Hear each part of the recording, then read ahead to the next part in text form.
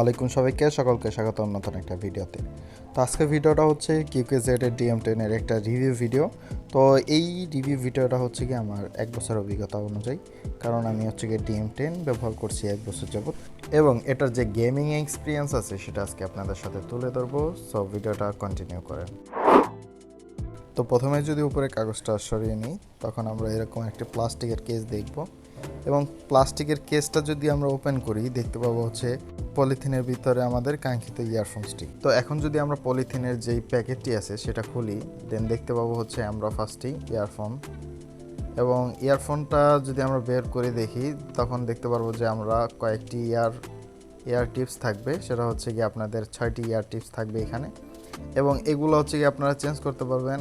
আর মূলত একটা কথা বলি, যেটা হচ্ছে কি ইয়ারফোনসের সাথে সাথে থাকে সেটা হচ্ছে আপনার একটু নরম, আর যেগুলো হচ্ছে কি আপনাদের পলিথিনের যেই প্যাকেটের ভিতরে আছে 6টা, সেগুলো একটু শক্ত টাইপের। সো ওইগুলো হচ্ছে কি মেনলি অর্থিট না। তো এরপরে যদি আমরা 3.5mm জ্যাকটা দেখি, তো এটা হচ্ছে কি মেনলি এল শেপের 45 ডিগ্রি অ্যাঙ্গেলে। যখন গেম খেলবেন তখন এটি খুব ভালো এক্সপিরিয়েন্স দেবে। তারপরে যদি আসি এটার ক্যাবেলে, তো এটার ক্যাবেল জাস্ট অসাম। এটার ক্যাবেল ছিঁড়ে যাওয়ার মতো ক্যাবেল না, একদমই খুব ভালো মজবুত একটা ক্যাবেল। ক্যাবেলের লেফট সাইডে রয়েছে একটি কল রিসিভার, তো এটার মাধ্যমে আপনি কল রিসিভ করতে পারবেন। তো এরপরে আসি আমরা ইয়ারফোনসের স্পিকারের কাছে। তো স্পিকার যদি আপনারা দেখেন, তো এখানে আপনারা রাইট এবং লেফট সাইড দুইটা চিহ্নিত করা আছে, তো যার কারণে আপনারা রাইট এবং লেফট কানে হচ্ছে খুব সুন্দরভাবে সুবিধা মতো অ্যাডজাস্ট করে বসাতে পারবেন। স্পিকারের পিছনে ম্যাগনেটিক হওয়ায় এই দুটা খুব সুন্দরভাবে অ্যাটাচ হয়ে যায়। তো এরপরে আসি এর সাউন্ড কোয়ালিটি নিয়ে। তো এর সাউন্ড কোয়ালিটি খুবই চমৎকার। আপনার যদি কোনো গজল বা গান শুনেন, সেই ক্ষেত্রে আপনাদের যে সাউন্ডটা পাবেন খুব চমৎকার। তো অনেকেই জিজ্ঞাসা করবেন এটা দিয়ে কি গেম খেলা যায় কিনা। তো গেম খেলা যাবে অবশ্যই। আপনারা যদি পাবজি প্লেয়ার হয়ে থাকেন সেক্ষেত্রে একটু সমস্যা হতে পারে। কখন সমস্যা হতে পারে সেটা আমি বলছি। তো মেনলি যখন আপনারা পাবজি খেলার সময় অনেকগুলো এনিমি ফায়ারিং করে, তখন হচ্ছে কি আপনি কোন সাইডের ফায়ারটা শুনবেন বা এক্স্যাক্ট ফায়ারগুলো লোকেট করা খুব কষ্টকর হয়ে যায়। বাট এই বাজেটের দিকে যদি আপনারা তাকান, সেই ক্ষেত্রে আপনারা এইটা নিতে বাধ্যই হবেন, কারণ এইটা মেইনলি আপনারা 300 থেকে 350 টাকার ভিতরে পেয়ে যাবেন।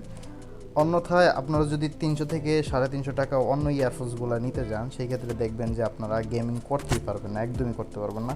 সাউন্ড স্টেপ কোন দিক দিয়ে আসতেছে কিছুই বুঝবেন না। এটা দিয়ে তাও বোঝা যায় যে কোন দিক দিয়ে আসে, বাট একটা সমস্যা হচ্ছে গিয়ে ওই যে বললাম যে সবগুলো এনিমি যদি একসাথে ফায়ার করে, সেই ক্ষেত্রে লোকেট করা খুব কষ্টকর হয়ে যায়। তো এখন আসি আমরা মেইন কথায়, যে 300 থেকে 350 টাকার ভিতরে এই ইয়ারফোনসটা নেওয়া কি ঠিক হবে কিনা। তো আমি অবশ্যই বলবো 300 থেকে 350 টাকার ভিতরে যদি আপনার বাজেট থাকে, সেই ক্ষেত্রে আপনি এই ইয়ারফোনসটা অবশ্যই নিতে পারেন। এবং এটার যেই লুকিংস ভাইবটা আছে সেটা খুবই অসাধারণ, এবং এটা খুব কানে জাস্ট সুন্দর হয়ে যায়, এবং এর সাউন্ড কোয়ালিটি তো আগেই বললাম খুবই চমৎকার। তো এটা আপনি অনায়াসে নিতে পারেন। তো এরকম ভিডিও যদি আরও চাই, সেক্ষেত্রে আপনারা চ্যানেলটিকে সাবস্ক্রাইব করে রাখতে পারেন এবং ভিডিওটিকে লাইক এবং শেয়ার করতে পারেন। ধন্যবাদ সবাইকে।